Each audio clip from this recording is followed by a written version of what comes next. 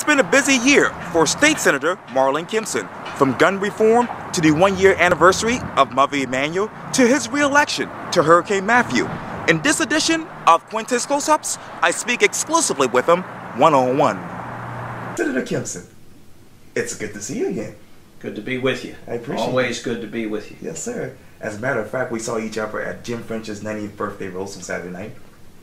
When you look back at that to right now, what sticks out to you when you think of Jim French?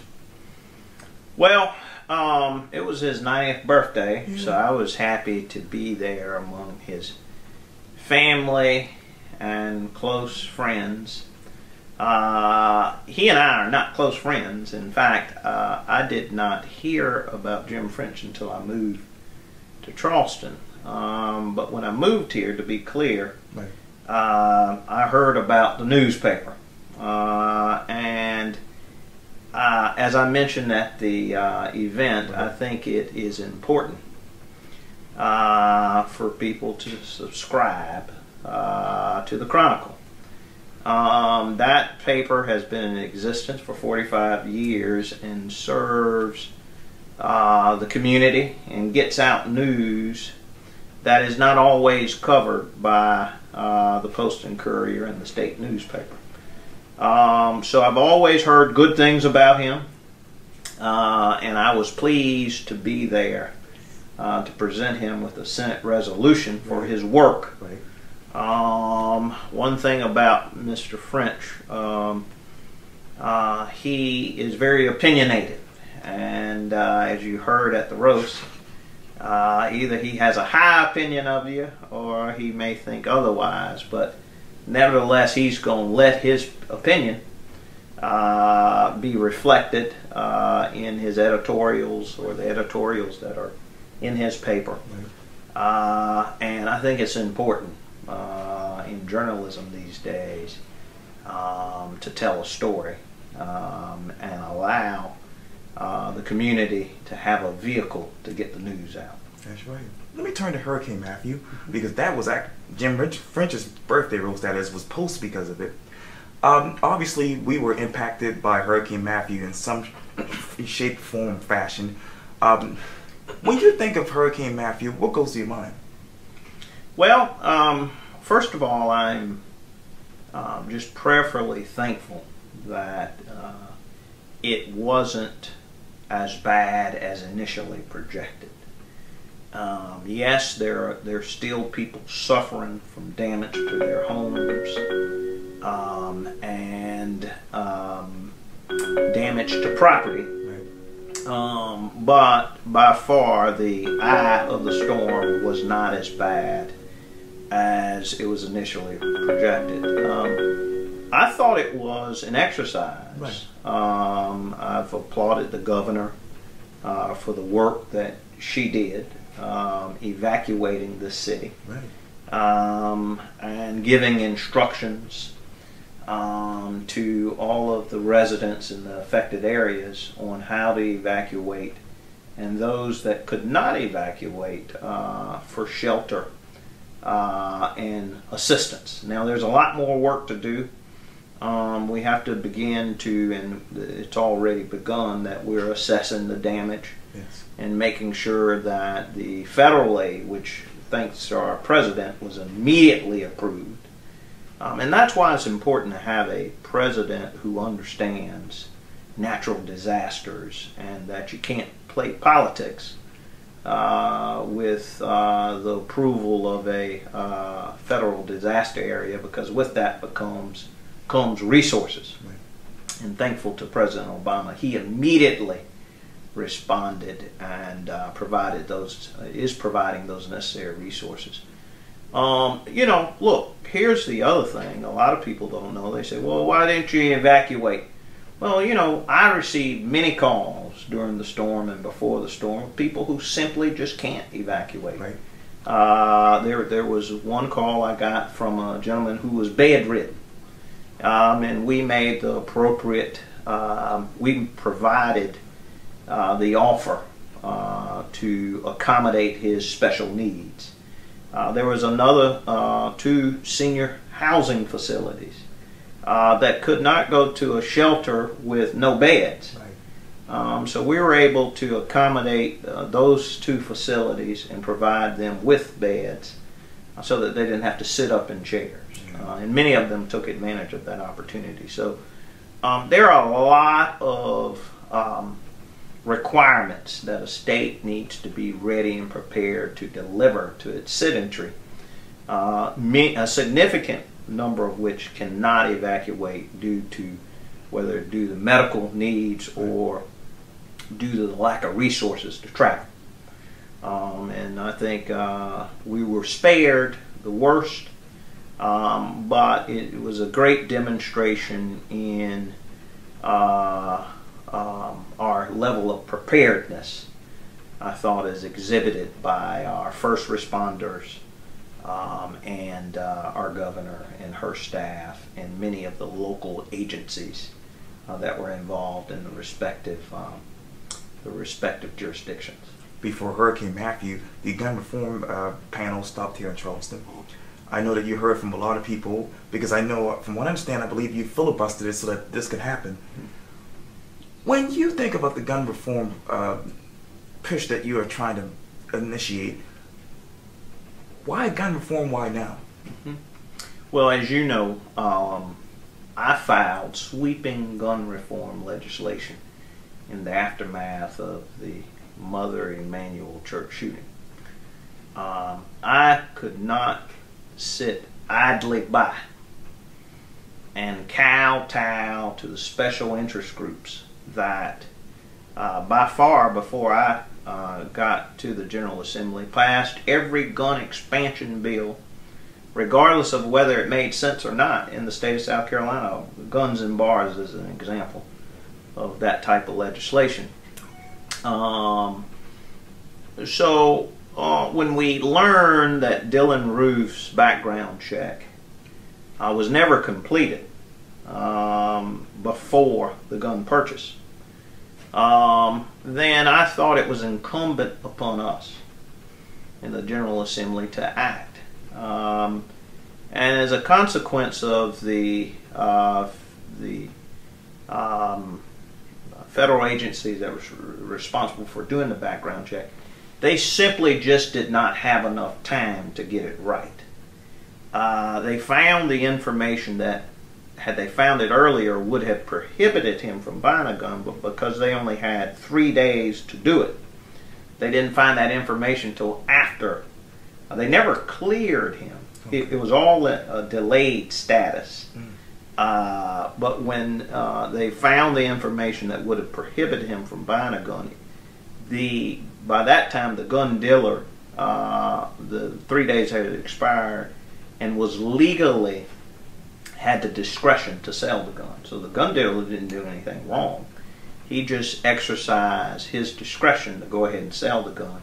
But it wasn't until afterwards that the FBI, the federal agency that does the background checks, found the red flag.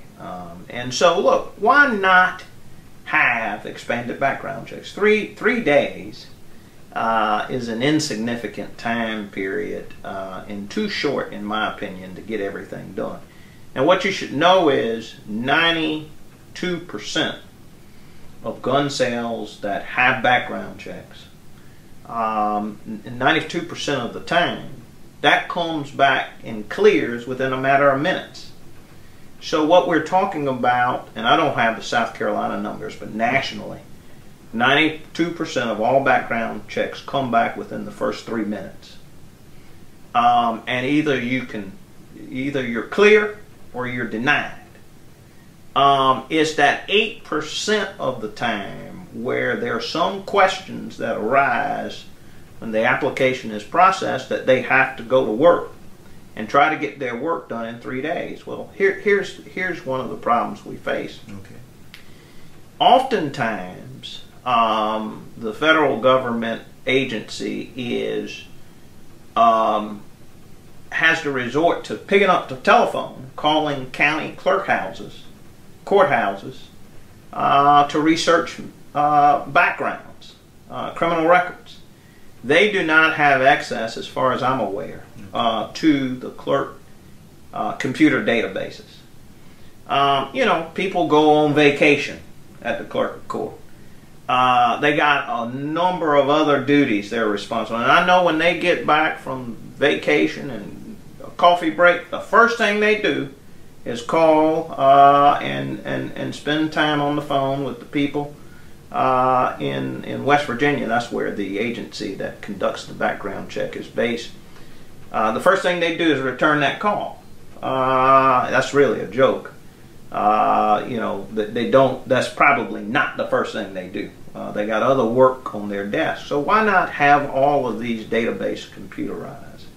We're losing too many lives, and in my opinion, expanding the background check for a reasonable period of time, and my legislation calls for it when the background check is complete. Not 5 days, not 10 days, whenever it's complete. If it takes 4 days, then so be it. If it takes 5 days, so be it. I think it's a reasonable approach to helping curb the gun violence. People who are unfit to carry guns, we got to do everything we can to prevent those guns from being in their hands. You said this on June 17th of this particular year. You basically said that Ruth is a homegrown terrorist. Mm-hmm. When you look back to the tragedy 1 year later now, what still plays back in your mind? Well, we talked about one thing, right, is that you know, we need to do something about what happened. You know, there's so much rhetoric in the General Assembly, but we got to go to work to address the issues that have become evident after the shooting. Number one, you know, he apparently pledged loyalty to the Confederate flag and displayed it prominently.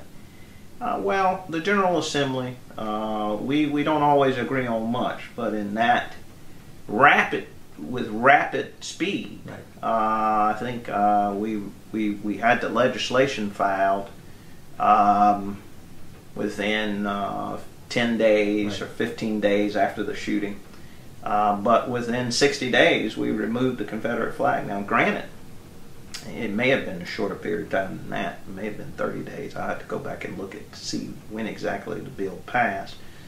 But we don't move fast at all on much, especially something as controversial as removal of the Confederate flag. Controversial for some. It was pretty clear-cut for me. But South Carolinians came together from all demographics, from all ethnicities, and said, this is something we have to do. But now we need to turn our attention on to the substance of the problems that continue to plague our community. Gun violence, I talked about that, right, and we're doing something about that. Okay. Well, I hope we're going to do something about it, and that's what the hearings are about. But also, we need to turn the attention, and I said this during many times in our interview, to making sure that people that live in the state of South Carolina have an affordable, a livable wage. We need to raise the minimum wage to $15 an hour. I'd like to see more, but you know, the reality of getting something passed is difficult. But if we can raise the minimum wage to $15 an hour, I think that's a good start. If we can expand Medicaid to make sure that people are covered who fall through the gap healthcare wise, we should do that.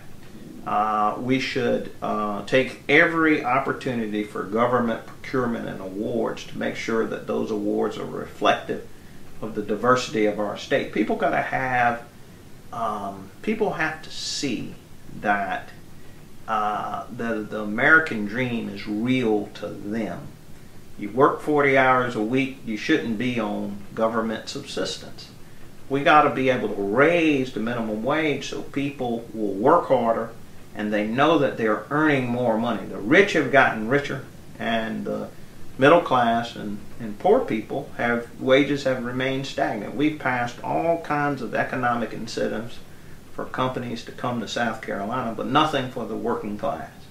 And so I think, in addition to bringing some common sense reform on the gun laws, we have to equally have the same level of passion for an economic agenda for working class people. We've got to give people confidence in the system, and the ability to earn a livable wage. It benefits the state. Yeah. Let me turn to your re-election. You won in a landslide Yeah. against Robert Ford. What did you tell yourself after that particular re-election? Well, it's clear that the work we're doing is resonating with the people. I've had 2 meetings already this morning about Senate District 42 matters.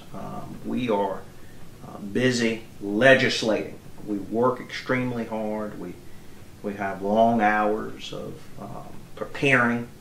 As you mentioned, I'll be at the gun hearing tomorrow. Well, I'm going to stay up tonight preparing. I think what the people see in me is a person who will get the job done.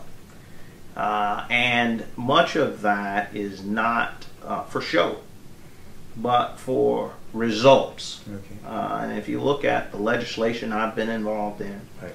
You look at my floor speeches, right. I have been able to move pieces of meaningful legislation to the constituents that I represent, and quite frankly, I think that's what you saw at the 80% right. That I won by, and so I consider the job we've been doing. I'm not perfect. There are many things that I'd like to get done, but you know, in a part-time legislature, you know, you have to prioritize. And you got to recognize that most of us have full-time jobs. And so what you got to do is you balance your Senate duties with your professional and family life. And you have to say no a lot of times. And you can't take on every issue. And so you have to have an agenda. You can't just aimlessly navigate through the South Carolina General Assembly. And part of that is being able to figure out what you can get done and what you can't get done. And I think that's where I am for my next 4 years. You know, one of my biggest priorities is to have an economic agenda for the citizens of District 42 and for people across the state who have not historically been able to participate in commerce.